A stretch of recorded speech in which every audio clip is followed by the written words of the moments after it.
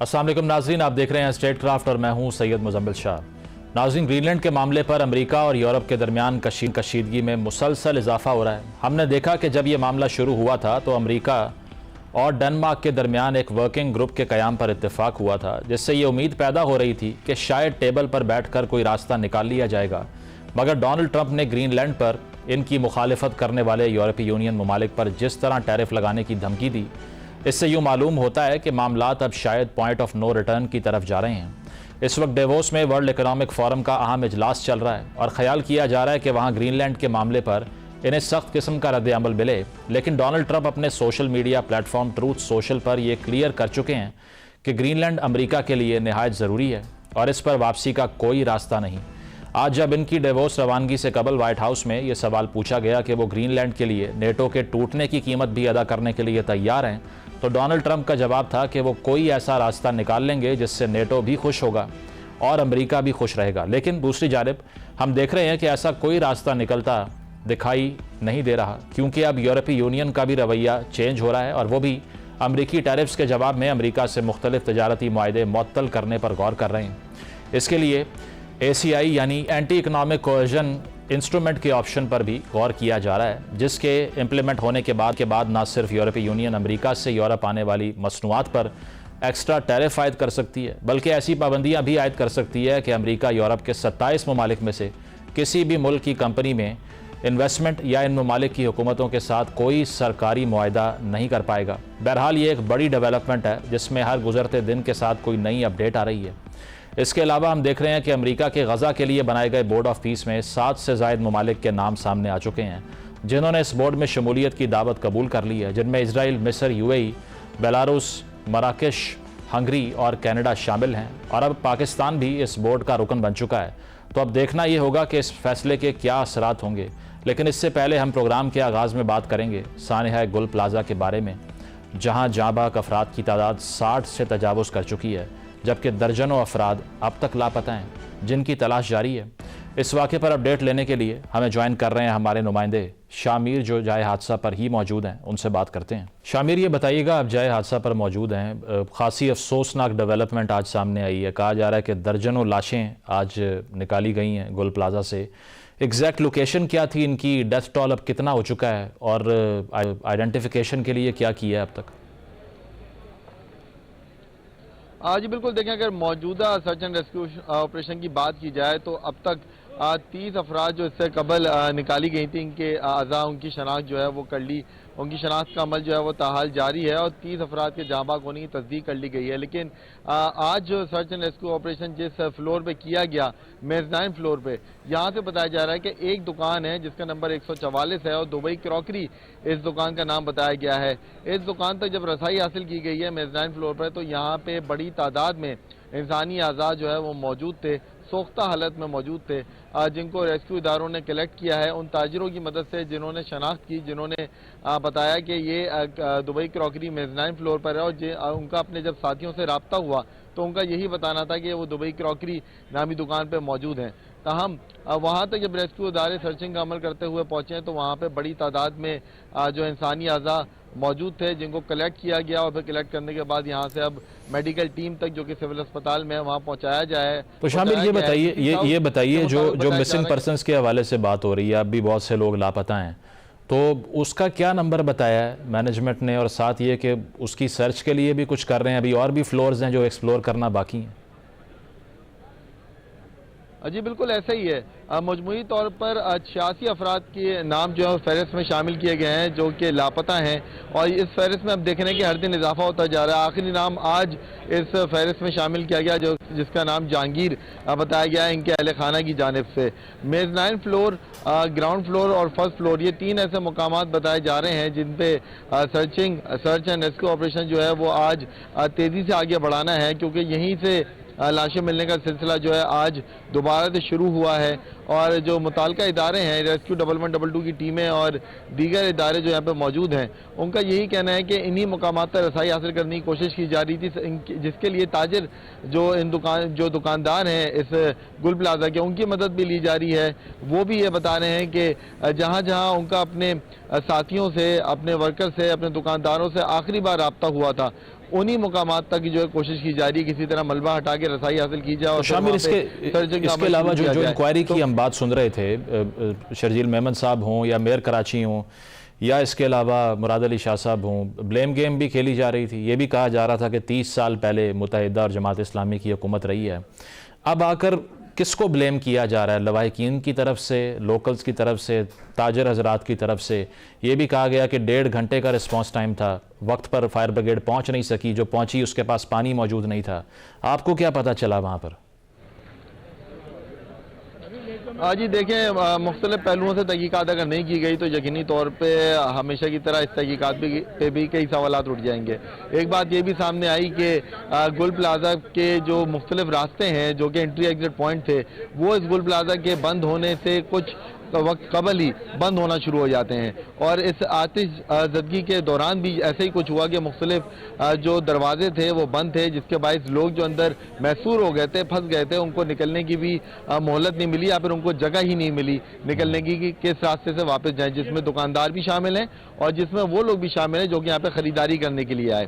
اس کے ساتھ ساتھ جو رسپانس ٹائم ہے ریسکیو کا, اس کے حوالے سے بھی جو ہے کئی سوالات اٹھ رہے ہیں. کیونکہ کچھ تاجروں کا یہ کہنا تھا کہ جب ریسکیو ٹیمیں یہاں پہ پہنچیں تو انہوں نے کچھ فائر ٹینڈر ایسے تھے جن کا پانی ختم ہو گیا, کچھ فائر ٹینڈر ایسے تھے جن کی پلیسمنٹ میں بہت ٹائم لگا, اور کچھ فائر ٹینڈر ایسے تھے جو کہ یہاں پر آئے تو وہ اپنی جگہ ہی صحیح سے نہیں شناخت کر پائے کہ کہاں سے ان کو کھڑے ہو بالکل انتظامی جو تاخیر تھی اس کی بھی کمپلین ہم نے سنی. 7 چوک پوائنٹس کے بند ہونے کا بھی ایشو تھا اور فائر سیفٹی ایگزٹ موجود نہیں تھے. بہت شکریہ شاہ امیر ہمارے ساتھ موجود آئے تھی. افسوسناک صورتحال رہی. آج 30 لاشیں برآمد کی گئی ہیں, ڈسٹ ٹیلی 60 سے اوپر جا چکی ہے, اور یقیناً اس پر سندھ بلڈنگ کنٹرول اتھارٹی یا پھر ذمہ داران کے خلاف کارروائی ضرور ہونی چاہیے تاکہ جو لواحقین ہیں ان کو انصاف مل سکے. آگے بڑھتے ہیں پروگرام میں. جس طرح ابتدائیے میں ہم نے ذکر کیا عالمی منظرنامے کا, ڈونلڈ ٹرمپ کی گرین لینڈ کی طرف جو پالیسی رہی ہے, اس کے علاوہ بورڈ آف پیس جو غازہ میں بننے جا رہا ہے, جس میں بہت سے ممالک نے پاکستان سمیت شمولیت اختیار کی ہے, اور ایران کی صورتحال جہاں کے لیے بھی ڈونلڈ ٹرمپ اور اسرائیل کی طرف سے اگریسو بیانات دیے گئے, عالمی منظرنامے میں کس طرح سے تبدیلی سامنے آ رہی ہے, اس پر گفتگو کا آغاز کرتے ہیں. ایئر کوموڈور ریٹائرڈ خالد چشتی صاحب اسٹوڈیوز میں موجود ہیں, دفاعی تجزیہ نگار ہیں. اس کے علاوہ ڈاکٹر تیمور رحمان, ڈاکٹر قمر چیمہ ہمارے ساتھ موجود ہوں گے. آپ دونوں بین الاقوامی امور میں ماہر ہیں. بہت شکریہ آپ دونوں کا بھی. خالد صاحب آپ کا بھی بہت شکریہ. آپ سے آغاز کروں گا. قمر صاحب مجھے یہ بتائیے کہ یہ بورڈ آف پیس کی جو ڈسکشن ہے, پروز اینڈ کونز اس کے کیا ہیں؟ خواجہ آصف صاحب نے بھی یہ بات کی کہ اٹس اے گولڈن اپرچونٹی, اور اگر ہم دیکھیں اس کانٹیسٹ میں کہ مشرق وسطیٰ کے جو سلامتی امور ہیں اس میں کافی سگنیفیکنس ہے پاکستان کی, so it has to be captured as a good opportunity. But on the country انہوں نے حماس کو غیر مسلح بھی کرنا ہے اور اس کے علاوہ وہاں پر پیس بھی مینٹین کرنا ہے. تو اس میں آپ کو لگتا ہے کہ پاکستان کی جو اپروچ ہے اس میں کلیئرٹی ہے؟ دیکھیں بالکل ایبسولوٹ کلیئرٹی ہے. پاکستان کی لیڈرشپ یہ کہہ چکی ہے کہ جہاں تک ڈی ملٹرائزیشن آف حماس ہے وہ ہمارا مینڈیٹ ہی نہیں ہے, نہ ہم اس میں جانا چاہتے ہیں. ہمارا جو سینٹرل گول ہے وہ تو یہ ہے کہ اگر وہاں پہ کچھ ایسا ہو جس سے غزہ کے لوگوں کا مستقبل بہتر ہو سکے, ان کی زندگیاں نارملائز ہو سکیں, جینوسائیڈ جو ہے وہ جو رکا ہے جس کی بڑی کوشش کی گئی, گو کہ پھر بھی انہوں نے 400-450 بندے کو آفٹر دا سیز فائر شہید کر دیا ہے. تو ہماری تو یہ جو ہے وہ ذمہ داری ہے. اور دوسری بات یہ بھی ہے کہ دیکھیں دنیا جو ہے وہ پوری دنیا میں ملٹی لیٹرل پلیٹ فارمز جو ہے وہ اسٹیبلش ہوتے ہیں, اور آپ جو ہے اس کا حصہ بنتے ہیں جب, تو آپ کی کوئی اہمیت ہوتی ہے. اور اگر مسلم ورلڈ میں ہمیں اس اینگل سے دیکھا جا رہا ہے کہ ہم کوئی سلوشن نکال سکتے ہیں کہ غزہ کے مسئلے کا, تو کل کو ہمیں یہ بھی امید رکھنی چاہیے کہ ہم کشمیر کے مسئلے کا بھی کچھ سلوشن نکال سکتے ہیں. یہ ایک ڈسپیوٹ جس کو پوری دنیا جو ہے وہ سمجھتی ہے, اور میرا خیال ہے اس کے اوپر بہت کام ہو سکتا ہے. تو میں سمجھتا ہوں کہ اس کو اس اینگل سے دیکھنا چاہیے. باقی کنٹروورسیز تو جنریٹ ہوتی رہتی ہیں. ہمارا کام وہاں پہ جا کے نہ تو ہم نے کوئی حماس ختم کرنی ہے, نہ ہم نے کچھ اور کرنا ہے. ہم نے ہر وہ کام کرنا ہے جس کے اوپر UN سیکیورٹی کونسل جو ہے وہ اس کی ریفرنس ہوگا, پلس وہاں پہ غزہ کے لوگوں کی زندگیاں بہتر ہوں اور کوئی ڈیولپمنٹ ہو سکے, ریکنسٹرکشن ہو سکے, اس طرح کی چیزیں جو ہیں ہمارا وہ فوکس ہے, نہ کہ ہم کچھ اور کرنے جا رہے ہیں. اور اس طرح کے پلیٹ فارمز کا حصہ بننا چاہیے, اپنے آپ کو آئسولیشن میں نہیں رکھنا چاہیے. ٹھیک ہے تیمور صاحب, مجھے یہ بتائیں, یہ اسرائیل کے کافی کیبنٹ منسٹرز اس بات کو ڈینائی کر چکے ہیں کہ پاکستان کی انکلوژن بھی اس میں ہوگی, کہ ٹرمپ کے گڈ بکس میں آنے کے لیے تو you have to nod and guess to everything that he says. Very true, very true. اور اگر آپ نے ان کو نوبیل پرائز نہ دیا تو ہو سکتا ہے وہ آپ کے ملک کا حصہ اٹھا دے. بالکل. No, I think we always have the option to say کہ we can't do this. اگرچہ اس کی قیمت بھی ادا کرنی پڑے گی, مگر میں یہ ضرور کہوں گا it's a minefield. مطلب ایک بات ہے کہ آپ کہتے ہیں ہماری پوزیشن بڑی کلیئر ہے, پیپر پہ ہم نے یہ لکھا ہوا ہے, یہ لکھا ہوا ہے, یہ لکھا ہوا ہے, مگر جو ریئلٹی آن دا گراؤنڈ ہے وہ یہ ہے کہ ایک سیٹلر کولونیل اسٹیٹ جس نے 2 سال سے جینوسائیڈ کی ہے, جو کہ یونائٹڈ نیشنز کی کوئی بات قبول کرنے کے لیے تیار نہیں ہے, جو کہ یونائٹڈ نیشنز کے اپنے ادارے بلڈوز کر دیتا ہے, ٹوٹلی تباہ و برباد کر دیتا ہے. تو وہاں پہ جب پاکستان کی فوج جاتی ہے, جب پاکستان کے پرسنل جائیں گے ایسی مائن فیلڈ میں جو کہ ایک بیٹل زون ہے فرینکلی, تو وہاں پہ کچھ بھی ہو سکتا ہے. وہاں پہ یہ بھی ہو سکتا ہے کہ اگر فرض کریں اسرائیل جو ہے وہ اس جو انڈرسٹینڈنگ اگریمنٹ اس کو وائلیٹ کرتا ہے, اور پھر فلسطینی یہ کہتے ہیں کہ بھئی آپ یہاں پہ آئے ہیں to keep the peace, now do something, تو پاکستان کیا کریں گے؟ پھر وہاں پہ واقعی لڑیں گے. Exactly. So it's a very very very very tricky. Israel کیا فیل کرے گا by the inclusion of Pakistan? Would they be comfortable? I think Israel would not be comfortable. کوئی بھی انکلوڈ ہو, وہ تو یہی چاہتے ہیں کہ یہاں سے سارے فلسطینی دفع ہو جائیں ایک دفعہ. بالکل ایبسلیوٹلی, اور ان کی زندگی اتنی ہم مشکل بنا دیں کہ یہ یہاں سے نکل جائیں. یہ اصل میں ان کا جو کبھی کبھار ٹیبل ٹاک میں وہ اور باتیں کر دیتے ہیں, مگر جو کنسسٹنٹ لائن آف ایکشن نظر آ رہا ہے وہ یہی ہے. ادروائز اب تک تو ان کو کب کی اپنے آپریشنز کب کے ختم کر دینے چاہیے تھے, مگر نہیں کر رہے. وہ یہی چاہیں گے کہ لوگوں کی زندگی اتنی مشکل ہو کہ آہستہ آہستہ بتدریج یہ لوگ جارڈن چلے جائیں, ایجپٹ چلے جائیں, یہاں سے. ٹھیک, اچھا صحیح. مطلب اسرائیل کے کانٹیکس میں تو کسی کی بھی انکلوژن کوئی اچھا کیس کوئی نہیں ہے. انکلوژن. خالد صاحب, اس میں ایک چیز تو یہ بھی ہے کہ انڈیا کو بھی دعوت دی گئی ٹرمپ کی طرف سے اس میں شمولیت کی, اور ساتھ ساتھ یہ کہ Israel was also not very happy. انہوں نے یہ کہا کہ جو بورڈ آف پیس کے ارکان ہیں ان کے ناموں پر ہم سے تو مشاورت ہی نہیں کیا آپ نے, بٹ پھر بھی شمولیت اختیار کر لی. تو یہ کیا سینیریو ہے پھر؟ اگر اس میں تمام جو اسٹیک ہولڈرز ہیں وہی انہیپی ہیں, تو پھر ٹرمپ ہی گائیڈ کر رہے ہیں پالیسی کو سنگل ہینڈڈلی. جی بہت شکریہ مزمل صاحب, آپ نے انوائٹ کیا. دیکھیے یہ تو جب اگریمنٹ ہوا تھا تو میں ظاہر ہے اس پر تو کوئی بھی دنیا کا شخص نہیں ہوگا جو خوش نہ ہو کہ بمباری بند ہو گئی. 70-80 ہزار لوگ جانوں سے گئے, شہید کر دیے گئے, ہم سب سیٹسفائیڈ کریں. لیکن سوال یہ پیدا ہوتا ہے کہ آیا یہ بمباری کی قیمت ہی ہے جو ٹرمپ صاحب نے جو کیا سارا نیگوشیٹ؟ بمباری کی قیمت اس لیے نہیں تھی کہ یہاں پہ ایک 2 اسٹیٹ یا 2 نیشن تھیوری اپلیکیبل ہونی چاہیے تھی, ایک نظر آنا تھا, وے فارورڈ نظر آنا چاہیے تھا. اس ایگریمنٹ کے اندر کوئی ٹائم لائن نہیں ہے. آپ دیکھیں نتن یہی جو ہی لینڈ کیے واپس اسرائیل جا کے اس ایگریمنٹ کے بعد انہوں نے ہیبرو میں ایک انٹرویو دیا اپنی لینگویج میں, انہوں نے کہا میں نے تو کوئی 2 اسٹیٹ کی بات نہیں کی اس پورے کانٹریکٹ کے دوران, پہلی بات. اور پھر ہسٹوریکلی بھی آپ کے ویورز کو ریفریش کرتے چلیں, فلسطین کی جو PLO آرگنائزیشن تھی, Palestinian liberation organization, Yasser Arafat صاحب ہیڈ کر رہے تھے, انہوں نے بہت عام سٹرگل کی. 92 سے لے کے 95 تک یہ پیس ایگریمنٹ کے لیے بات ہوئی, ان کو قائل کیا گیا آلموسٹ سیم لائنز پر. پھر اوسلو ایگریمنٹ ہوا. اوسلو ایگریمنٹ کے بعد اس میں یہ لکھا ہوا تھا کہ یہ ایگریمنٹ لیڈ کرے گا ٹو 2 اسٹیٹ سولوشن. 32-33 سال ہو گئے, کون سا 2 اسٹیٹ سولوشن نمبر 1 وہ نہیں آیا ابھی تک. ابھی ایک کلین اسٹریٹجی ڈاکٹرن ہے جو نتن یاہو کی ہے, ابھی بہت سارے لوگ اس پر بات کر رہے ہیں کہ جب یہ اس وقت انہوں نے 96 میں کوائن کی تھی, soon after Oslo agreement. Clean strategy کا انہوں نے مطلب یہ کہا تھا کہ ہمیں سارے ایگریمنٹ سے نکل جانا چاہیے, ہمیں اپنی فورس کے ذریعے ریٹن نہیں بنوانی چاہیے, ہمیں کوئی بائی لاز ایگریمنٹ نہیں ماننے چاہیے. اور یہ نتن یاہو تھے اس وقت, آج سے 30-35 سال پہلے. تو میں صرف ریفریش اس لیے کر رہا ہوں کہ اس وقت بھی میں نے کہا ایگریمنٹ کے کہ اس میں روڈ میپ نہیں نظر آ رہا, اس میں ٹائم لائن نظر نہیں آ رہی, اس میں جیوری اینڈ جج سارا اسرائیل اور امریکن پریزیڈنٹ ہیں, یہ بورڈ نہیں بنے گا. اگر یہ بورڈ بن جائے, ان کے پاس امپاورمنٹ ہو تو بہت اچھی بات ہے, زبردست ہے ان کی پاورمنٹ ہو, لیکن انفارچونیٹلی یہ یونائٹڈ نیشنز کے مینڈیٹ کے نیچے بھی نہیں ہو رہی. دنیا میں جتنی دنیا میں پیس کیپنگ فورسز جاتی ہیں یونائٹڈ نیشن کے امبریلے کے نیچے جاتی ہیں. اس کے اندر فرق کیا ہوتا ہے؟ ان کی پاورمنٹ ہوتی ہے, ان کے بائی لاز ہوتے ہیں, ان کی رولز کلیئر ہوتے ہیں, ان کی اتھارٹی کلیئر ہوتی ہے, اور سب سے زیادہ مینڈیٹ ڈیفائنڈ ہوتا ہے کہ آپ اس کے اندر رہ کے کریں گے. پیس کیپنگ میں اور پیس ریسٹورنگ میں بہت فرق ہوتا ہے, وہ بھی آپ کے ویورز کو اور ہمیں سب کو سمجھ لینا چاہیے. ریسٹور مینس کہ آپ کو ایکشنیبل ڈیٹرنس کریٹ کرنی ہے, وچ مینس کہ اگر آپ کو فائر کرنا پڑے آپ کر سکتے ہیں.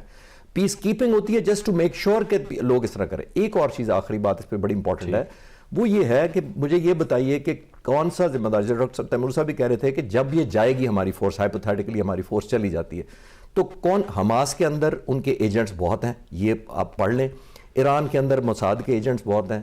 ابھی نیو ایئر پہ اسرائیل کے ایک منسٹر نے کنگریچولیٹ کیا ٹویٹ کر کے کہ میں تمام ایرانیوں کو نیو ایئر کہتا ہوں, اور ان تمام موساد ایجنٹ کو جو ایرانیوں کے ساتھ کھڑے ہیں, ایران کے تہران میں جو کھڑے ہیں. تو اس کا مطلب ہے حماس کے اندر بہت پینٹریشن ہے. واٹ سٹاپس اسرائیل کہ وہ یہ فالس فلیگ ایک آپریشن پاکستانی ٹروپس یا کسی ایسے ٹروپس کے خلاف کروا دے اور آپ کو بائی ڈیفالٹ رسپونڈ بیک کرنا پڑے, تو وہ ہم نے کانسیکوینسز کبھی سوچے ہیں؟ تو فالس فلیگ میں کولیبریشن بھی بہت ہے ہندوستان کے ساتھ اسرائیل کی, تو دو ملکوں کی دوستی بڑی ہے, تو ان سے وہ لرننگ بھی بڑا آسان ہے فالس فلیگ کیسے کرواتے. تو کل وہ ہو جائے تو پھر ہماری کیا پوزیشن. ٹھیک ہے, پروگرام میں ایک بریک شامل کرتے ہیں, بریک کے بعد واپس آئیں گے. اسٹے ود اس.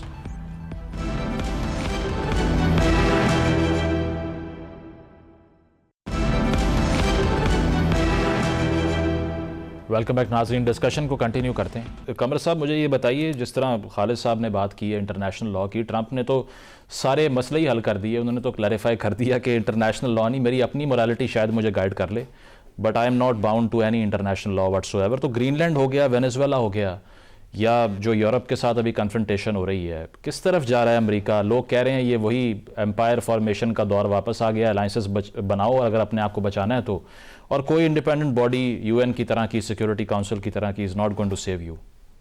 تھوڑا پیچھے چلا جیسے بات ہو رہی تھی, ابھی ہم نے یہ ڈسکس ہوا ہی نہیں ہے کہ ہم نے فوج بھیجنی ہے. ایک تو اس اینگل میں کو بھی ذہن میں رکھنا چاہیے, اور دوسرا یہ ہم پہلے ہی سوچ کے بیٹھے ہوئے ہیں کہ ہم نے جہاں پہ جا کے اسرائیل سے لڑنا ہے. بھائی ہم نے کیوں لڑنا ہے اسرائیل سے, ہمارا کیا مینڈیٹ ہوگا؟ سو ہمیں پہلے تو بات ہے اپنے مینڈیٹ کے حساب سے جانا ہے, کلیئرٹی آئے گی. مجھے یاد ہے کہ ابھی کچھ عرصہ پہلے ہی secretary of state Marco Rubio کہہ رہے تھے کہ ہمارے جو ایلائز ہیں, فرینڈز ہیں, we owe them some answers.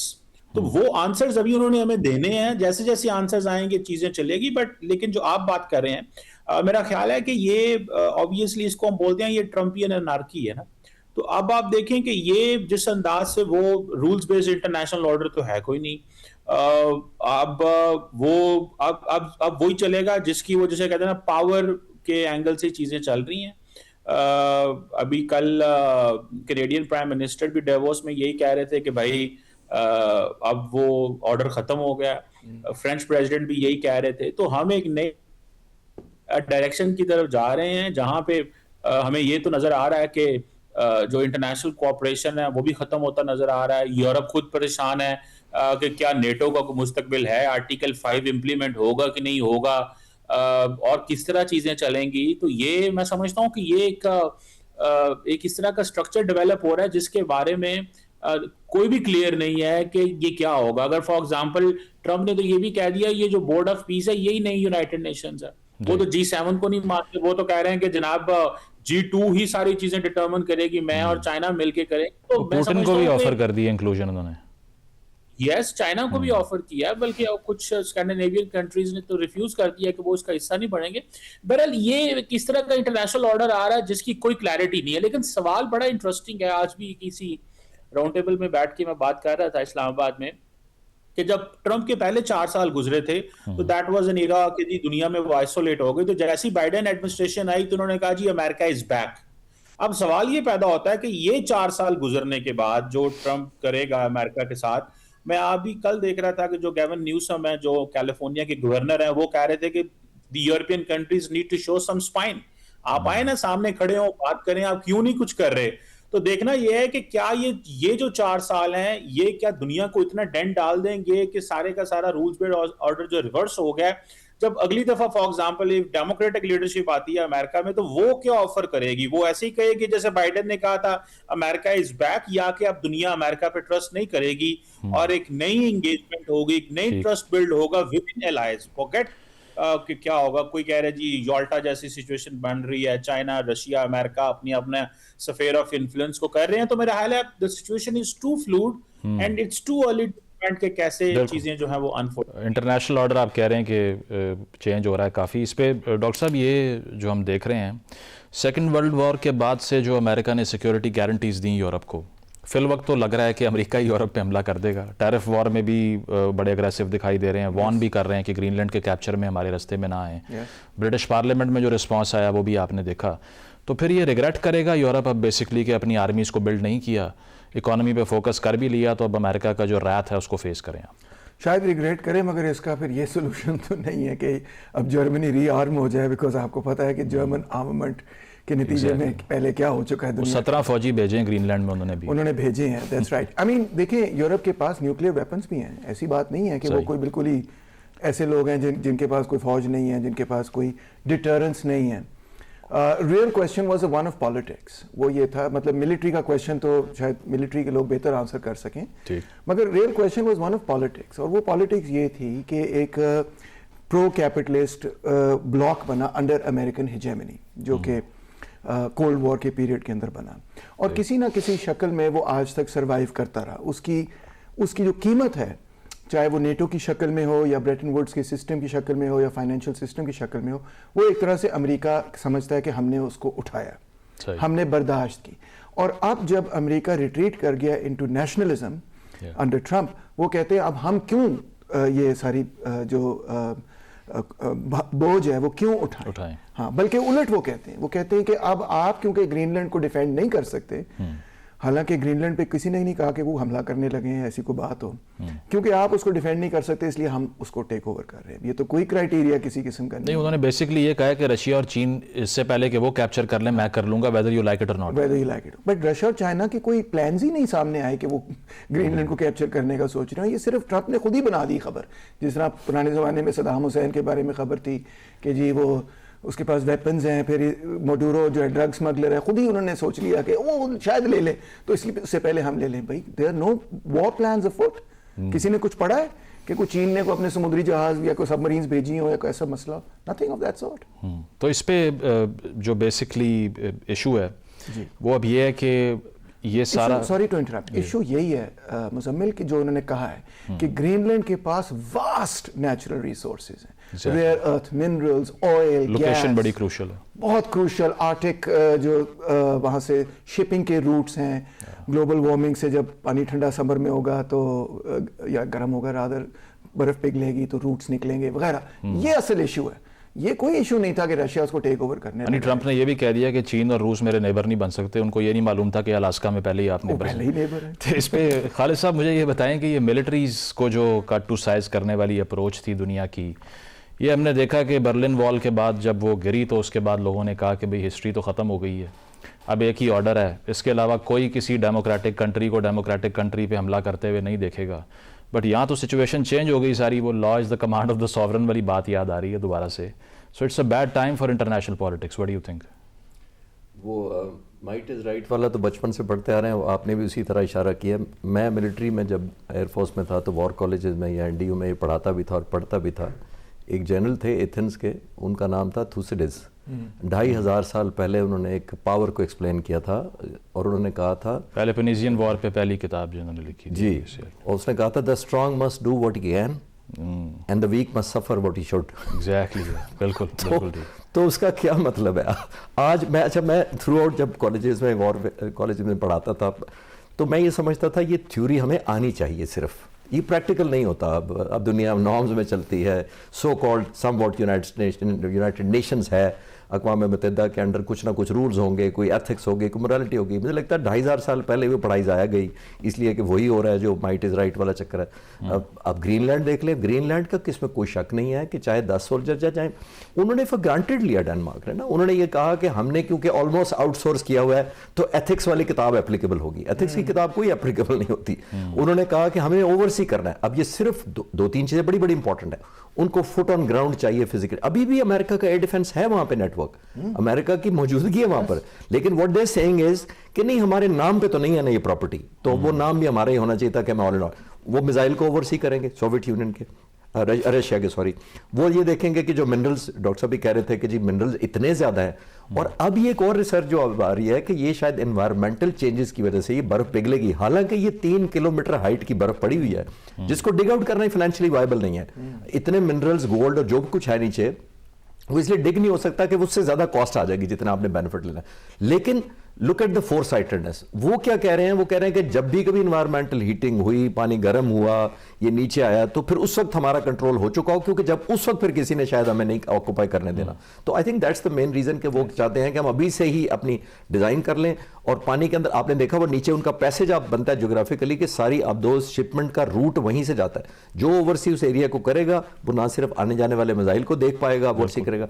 दुनिया में हमने देख लिया जो पहले देख लेता है वो बेहतर फैसला कर लेता है, और जो टाइम पे फैसला कर लेता है उस जंग या कॉन्फ्लिक्ट उसके हक में हो जाता है. हमने जो हिंदुस्तान के जहाज मारे थे, पहले देख लिया, पहले फैसला किया, पहले मारे, उसकी अब एक बहुत बड़ा advantage. The one who seize obviously has the capacity. बिल्कुल, जो अपॉर्चुनिटी अमेरिका को नजर आ रही है वो रिसोर्सेज की है जो ग्रीनलैंड में मौजूद है. इस पे कंवर साहब, ये जो खत सामने आया नॉर्वे के प्राइम मिनिस्टर को जो ट्रंप ने लिखा है, उसमें तो सीधा कंप्लेन ही कर रहे हैं कि आपने नोबेल प्राइज नहीं दिया तो अब नाउ फेस द म्यूजिक. तो क्या ही बुरा था अगर नोबेल दे देते, उनको जंग ना होती. बिल्कुल. देखिए, मेरा ख्याल है कि ट्रम्प जो है वो जिस तरह बात कर रहे हैं, ना तो उनको कोई अपने इमेज का मसला है, ना को उनको इस चीज़ का मसला है कि अमेरिका की रेपुटेशन की क्या बात होगी, ना ही को उनको कोई बताने वाला है कि आपने ये स्ट्रक्चर खड़ा किया था. देखिए, और अमेरिकन लेड ये वो ग्लोबल स्ट्रक्चर है, इंस्टीट्यूशनलाइज्ड फ्रेमवर्क है, मतलब कोई है ही नहीं है जो उनको बता सके. विद इन अमेरिका कोई आवाज नहीं है. और मुझे थोड़ा ये भी इंटरेस्टिंग लगता है वैसे कि जितने भी पुराने अमेरिकन सदूर हैं वो भी आराम से घरों में बैठे हैं. वो कहते हैं हम तो कोई बात भी नहीं है वो कर रहे, कोई इंटरफेयर भी नहीं कर रहा. कांग्रेस कमजोर नजर आती है, मीडिया थोड़ा बहुत शोर डालता है, कुछ उन्होंने साथ में ला लिया, कुछ उनके जो है वो खिलाफ बात कर रहा है. तो मेरा ख्याल है कि और अगर ओपिनियन डिवाइडेड है, जो मर्जी है, उनको कोई परवाह नहीं है. और जो ग्रीनलैंड की बात कर रहे थे, देखिए ट्रम्प, आपको पता है कि ट्रम्प जो है वो रियल स्टेट के बंदा है, तो वो तो किराए पे जो चीजें लेना पसंद नहीं करता. जिस तरह सब चीज़ साहब बात कर रहे थे, उसको तो चाहिए मैं ओन करूं, मेरे कब्जे में होना चाहिए. मतलब वो तो इन कंट्रीज को प्लॉट समझते हैं जो वो खरीदना चाह रहे हैं. जी प्लॉट समझता है, बिल्कुल प्लॉट समझता है. सही.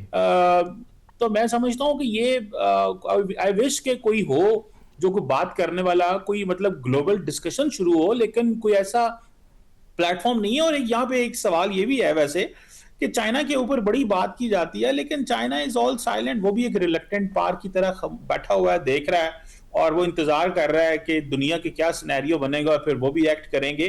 तो हर कोई जो है वो देख रहा है कि वॉशिंगटन से रोजाना क्या खबर आएगी, और मेरा ख्याल है उसी पे डिपेंड कर रहे हैं. अभी हमें कोई ना कोई रिस्पॉन्स है और ना कोई एक्ट कर सकते. बिल्कुल, ये अनअपोलोजेटिक जो ट्रंप की अप्रोच है, it's interesting and dangerous at the same time. Programme में एक ब्रेक शामिल करेंगे, ब्रेक के बाद वापस आते हैं. Stay with us.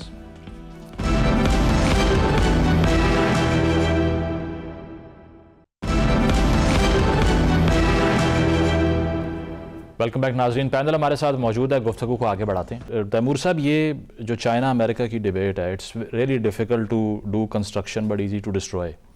अब चाइना 15-20 साल एक मुल्क में इन्वेस्ट करता है, रेल रोड्स बनाता है, पोर्ट्स बनाता है, अमेरिका के 2-4 जहाज आके सब बर्बाद कर देते हैं. How long China is going to take this? अच्छा, दो बातें कहना चाहूँगा इस सवाल से पहले. एक और सवाल, अगर आप ट्रंप का पैटर्न देखें ना, रेटरिक तो ना उसका हर तरफ चलता है. सही. मतलब वो ट्विटर का आदी है, रात को मेरे ख्याल है 2 बजे वो ट्वीट शुरू करता है अपनी और जो मर्जी उसके दिल में आता है बोल देता है. सही. मगर आप एक्शंस देखें, एक्शन एक उसने वेनेजुएला में किया और अगला ग्रीनलैंड में. एक पैटर्न नजर आ रहा है. वेनेजुएला और ग्रीनलैंड वेस्टर्न हेमिस्फीयर में वो 2 एरियाज हैं जो सबसे ज्यादा मिनरल रिच हैं. वेनेजुएला के अंदर ऑयल गैस और rare earth minerals, Greenland largest proven reserve है. Yes, exactly. सो पैटर्न आपको नजर आ रहा है, रेटरिक छोड़ दें, पैटर्न आपको जो नजर आ रहा है वो ये कि जितने इंपॉर्टेंट मिनरल्स रिसोर्सेज हैं उनको हम जल्द अज जल्द कैप्चर करें. और उन्होंने वजह भी बता दी कि चाइना और रशिया से हमने इनको शिकस्त देनी, इकोनॉमिकली चाइना को. अब दूसरा आपका सवाल ये है कि चाइना अगर बिल्ड कर रहा है, वो डिस्ट्रॉय कर रहे हैं, तो फिर क्या होगा? होगा ये कि जो पब्लिक है और जो गवर्नमेंट्स हैं जो चाहती हैं, फर्ज करें कि हम बिल्ड करना चाहते हैं. इथोपिया के अंदर फॉर एग्जांपल बहुत प्रोग्रेस हुई है रिसेंटली. कनाडा को देखें आप, कनाडा ने अब इतना बड़ा मुआहदा किया, $7 बिलियन का ट्रेड का मुआहदा किया चाइना के साथ. अब कनाडा खुद डिफेंड करेगा उन चीज़ों को जो उन्होंने चीन के साथ जो उन्होंने तय की हैं. تو اگر امریکہ فرض کرے کینیڈا جا کے کسی چائنیز انفراسٹرکچر کو توڑنے کی کوشش کرے گا تو پھر آبویسلی امریکہ اپنے آپ کو مزید اور مزید آئسولیٹ کرتا چلا جائے گا. ایک انفراسٹرکچر توڑنے سے فرض کریں بم مارنے سے پورے ملک کو وا دے گا. اور یہ بات ذہن میں رکھیں کہ اکیلا اگر امریکہ کسی بھی ملک سے لڑائی لیتا ہے تو کوئی ضروری نہیں کہ وہ اس میں کامیاب ہو. ویتنام کی اگزامپل آپ کے سامنے ہے اور بھی کئی اگزامپل سامنے. اور یورپ بھی اب تو ساتھ نہیں دے رہا. یورپ بھی ساتھ نہیں. ان کی جو سب سے بڑی اسٹرینتھ تھی نا جو کہ ٹرمپ صاحب کو نہیں سمجھ آ رہی وہ تھی ہی ہمیشہ یہ کہ آلموسٹ 50 کنٹریز 33 نیٹو میں ہیں, اس کے علاوہ 15-20 اور جو ہے نیٹو کے قریب ترین کنٹریز ہیں. تو 50 کنٹریز میں کے ساتھ ان کے ملٹری الائنس ہے صرف, اور 100 کنٹریز کے ساتھ ان کے جو ہے مزید اور مختلف قسم کے اکنامک انڈرسٹینڈنگ ڈیلز, یہ وہ گلوبل پاور اس طرح وہ بنا. اب اگر وہ کینیڈا کو نہیں ساتھ رکھ سکتا جو کہ ان کا ایک طرح کا چھوٹا بھائی ہے جی, ایگزیکٹلی مطلب جو ان کے سب سے قریبی ملک ہے, 51st اسٹیٹ کہتے تھے نا, ایگزیکٹلی. تو دین دیٹ مینس کہ امریکہ آئسولیشن میں جائے گا اگر وہ یہ اسٹریٹجی ہی رکھے کہ جہاں پہ کنسٹرکشن ہو رہی ہے میں بربادی کروں گا تو وہ آئسولیٹ ہو. مطلب یہ لانگ ٹرم میں وائبل نہیں ہے امریکہ کے لیے. ٹھیک ہے خالد صاحب, یہ ایران کے اندر جو کچھ ہوا اس پہ انٹیسپیٹ یہی کیا جا رہا تھا, ٹرمپ کہہ رہا تھا the help is on the way, آپ ویٹ کریں ہم آ رہے ہیں بس. اور پھر کچھ انٹیلیجنس رپورٹس یہ بھی رپورٹ کی گئی اسرائیلی میڈیا کے اوپر بھی کہ اسرائیل نے ٹارگٹس ابھی لاک نہیں کیے, دے اسٹاپڈ امریکہ کہ ابھی آپ انٹروین نہ کریں. Do you think they plan to do it, یا یہ اباؤٹ آف کوسچن ہے کہ وہ ملیٹریلی ایران میں بھی انٹروین کر دیں گے رجیم کو گرانے کے لیے؟ دیکھیں مزمل صاحب, میرا خیال ہے امریکن پریزیڈنٹ کا سب سے بڑا ٹول جو میں as a military strategy student دیکھ سکتا ہوں یا آئیڈینٹیفائی کر سکتا ہوں, اگر مجھے آپ ایک کہیں نا کہ وہ کون سا ٹول یوز کرتے ہیں, وہ ہے انپریڈکٹیبلٹی. وہ میسج یہ دیتے ہیں ایک ایلیمنٹ آف انسرٹینٹی کو ایز اے کوئرشن یا آرم ٹویسٹنگ یوز کرتے ہیں. ایک آپ کو کنفارم کرتے ہیں کہ اپنی ول ٹو فائٹ ختم کر دیں کسی ملک کی بھی. میں نے جتنے ملکوں میں ان کے ایکشن دیکھے ہیں وہ انپریڈکٹیبلٹی نمبر 1, پھر وہ کہتے رہیں گے کہ میں کروں گا, کریں یا نہ کریں ایک اور چیز ہے. بہت سارے ملک آپ نے دیکھا کہ اس سے پہلے ہی کمپرومائز کر جاتے ہیں, ٹیرف کی تھریٹ کی ہے, دوسری تھریٹ کی ہے. ایک اور ان کے اندر ایلیمنٹ یہ ہے کہ وہ اسٹیٹس مین کم ہیں, وہ بزنس مین ہے. اسٹیٹس مین اور بزنس مین میں فرق یہ ہوتا ہے کہ اسٹیٹس مین پہلے اپنے ملک کا انٹرسٹ پہلے لیتا ہے, پھر وہ ڈھونڈتا ہے کون سے ملکوں کی نیشنل انٹرسٹ میرے ساتھ کنورج کرتی ہے, پھر ان کو ان کے فائدے بتاتا ہے اور اپنے بھی بتاتا ہے, پھر وہ ایک ٹیبل پر پہنچ کر نیگوشیٹ کرتے ہیں, ون ون سچویشن لگتی ہے, دونوں خوش چلے جاتے ہیں. پریزیڈنٹ ٹرمپ اپنے ملک کے بڑے ہونے کی وجہ سے, ملٹری مائٹ ہونے کی وجہ سے, وہ کیا کہتے ہیں, either you are with me or you are against me, in between کوئی ڈیل نہیں کریں گے ہم, اور وہ میرے فائدے کی ہوگی, اس میں دو تمہارا بائی پروڈکٹ فائدہ ہے وہ تم لے لو. یہ اوور آل کر رہے ہیں. اس وقت امریکن پریزیڈنٹ ایران کے اسپیسیفکلی آپ پوچھ رہے ہیں ٹارگیٹس لاک یا نو لاک, میرا خیال ہے دیکھیے کون سا ملک اس وقت پریزیڈنٹ ٹرمپ کے ساتھ کھڑا ہے یا کون سا لابی یا کوئی بلاک کھڑا ہے. رشیا, چائنا, انڈیا, گنتے جائیں آپ. اینڈ ایک بچا تھا جس پہ پوری دنیا میں پچھلے 50 سالوں میں آپریشن ہوتے رہے ہیں, وہ تھا نیٹو. افغانستان میں ہوا نیٹو کا نام لے کے, عراق میں ہوا نیٹو کا نام لے کے کہ جی نیٹو آ جائے, انسیکیور ہے, یونٹی, وہ بھی مائنس ہو گئی. اس وقت اگر پریزیڈنٹ ٹرمپ کو کوئی سپورٹ کر رہا ہے کیونکہ وہ تھوڑا خوشامد پسند کرتے ہیں, وہ ان کو ایک ملک پسند کر رہا ہے اور وہ ہے اسرائیل. اور نتنیاہو ان کو کہتے رہتے ہیں کہ جناب ایک دھکا چھوٹا سا وینزویلا جیسا ہی آپ ایران پر مارے تو بس سارے مارے نیارے ہو جائیں گے, ناٹ ریئلائزنگ کہ یہ ایران وہ نہیں ہے, آئیڈیالوجی کی اسٹیٹ ہے, ایک تہذیب ہے 3-4 ہزار سال پرانی. رضا شاہ پہلوی کے بیٹے کا فٹ آن گراؤنڈ ہے ہی نہیں پچھلے 47 سالوں سے. 19 سال کے تھے تو عمر چھوڑ کے چلے گئے تھے.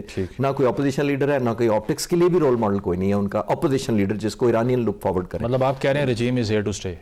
آئی think here to stay. Foot on ground کے بغیر رجیم بدلنا بڑا مشکل ہے, اور جس طرح کی آئے گی وہ امریکہ کے کام کی نہیں ہوگی. ٹھیک, اس پہ قمر صاحب آپ کا کیا ویو ہے؟ جتنی ٹارگیٹڈ سٹرائکس پچھلے سال کی امریکہ نے, ایون جنرلز کو اپنے بیڈ رومز تک میں پریسیجن سے نشانہ بنا دیا, ڈو یو تھنک کہ اس مرتبہ یہ آخری دھکا ہی ہے جو بہت سے اینالسٹ کہہ رہے ہیں کہ نہیں رجیم بہت کمزور ہے, ان کا جو سرکل آف انفلوئنس تھا, حزب اللہ تھا, حماس تھا, وہ سب بیک فٹ پہ ہیں, اب ان کی باری ہے, یا آپ کو لگتا ہے کہ سروائیو کر جائے گی اس پروٹیسٹ کو بھی؟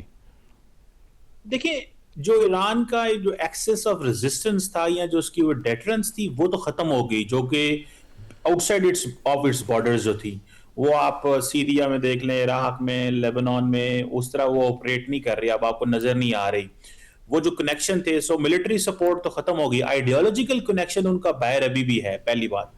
دوسری بات یہ ہے کہ انٹرنلی وہ کیا کر سکتے ہیں. میرا خیال ہے کہ دی امریکنز ور لوکنگ کہ شاید اگر سچویشن سیریا لیبیا جیسی ہو اور وہ سٹرائک کریں اور وہاں پہ انٹرنل سول وار جیسی سچویشن ہو تو تب وہ بیچ میں جائیں. اور فار ایگزامپل اگر آپ کو پتا ہے کہ جیسے عرب اسپرنگ میں آپ کو پتا ہے کہ سیریا لیبیا کے ساتھ جو ہوا تو میرا خیال ہے آن گراؤنڈ سچویشن ویسی نہیں تھی, اور شاید وہ یہ بھی سمجھتے ہیں کہ مے بی یہ پوائنٹ آف ویو ہو کہ اگر وہ اسٹرائک کرتے ہیں اور پریزنٹ پولیٹیکل اپریٹس ختم ہو جاتا ہے تو IRGC کین ٹیک اوور نہ کر لے. تو اس طرح کی سچویشن سے بہت ساری پوائنٹ پروز اینڈ کونز ہیں ان کے لیے دیکھیں. صحیح.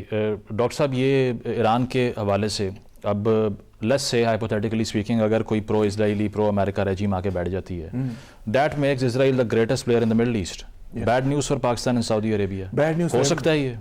It is possible and it will be very bad news, کیونکہ ہم سمجھتے تھے یا سوچتے تھے کہ سیریا کی رجیم فار ایگزامپل نہیں گرے گی, کیونکہ بہت عرصے سے وہ اس نے ٹکر لی ہوئی تھی اسرائیل سے اور کامیابی سے وہ اپنی جگہ کھڑے ہوئے تھے, مگر پھر وہ گری, ملک بھی ٹوٹ گیا, سول وار ایوری تھنگ ہم دیکھ سکتے ہیں. اب وہاں پہ جو تو آپ ایران گئے بھی ہیں, ایران کی ریڈنگ آپ کی کیا ہے؟ از اٹ دیٹ بیڈ کہ یہ اتنا زیادہ نہیں, وہ سیریا والا تو معاملہ نہیں ہے اس وقت, بیکاز جو ریزسٹنس ہمیں نظر آئی ہے ایران کے اندر وہ اس قسم کی بائیفرکیشن نہیں پیدا کری جس قسم کی سیریا میں پیدا ہوئی تھی. ٹھیک. مگر رجیم بہت پہلے سے, ایرانین گورنمنٹ پہلے سے بہت زیادہ کمزور ہو چکی ہے. یہ ہمیں سمجھنے کی ضرورت ہے, کیونکہ ان کا جو بیس آف سپورٹ ہے نا ہمیشہ وہ بازار میں تھا, بازار ان کے خلاف ہوا ہے, تو یہ ان کا کروشل بیس آف سپورٹ تھا. بالکل. ایک اور بات یہ کہوں گا کہ اگر امریکہ یا اسرائیل یہ سوچتا ہے کہ جی ہم سٹرائک کر کے فلاں بندے کو مار دیں گے, ٹھیک ہے, یا چکوا لیں گے, اس قسم کی چیزوں سے رجیمز نہیں گرتی. آپ دیکھیں وینیزویلا میں انہوں نے ماڈورو کو اٹھایا ہے, وینیزویلا کی حکومت قائم ہے, گری تو نہیں ہے, رائٹ. سو رجیم گرے گی ایران کی اگر پبلک جو ہے نا یہ کہے کہ بھئی کافی ہو گیا, ہم کچھ اور کریں. انٹرنل جو پریشر ہے وہی رجیم کو گرا سکتی ہے. وقت ختم ہو گیا. بہت شکریہ قمر چیمہ صاحب, تیمور رحمان صاحب, خالد چشتی موجود تھے. بریک شامل کرتے ہیں, بریک کے بعد واپس آئیں گے. Stay with us.